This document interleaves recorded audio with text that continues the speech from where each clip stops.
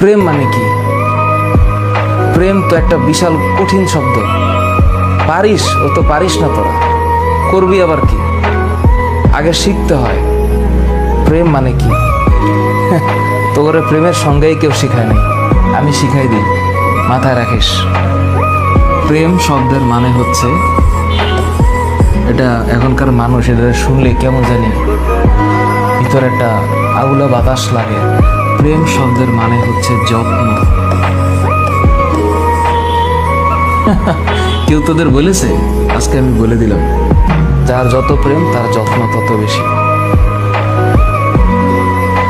আর এর সাথে আরেকটা টুকুর করে একটা শব্দ মাঝখানে লাগিয়ে দিলেই খেলাটা অন্যভাবে ঘুরে যাবে।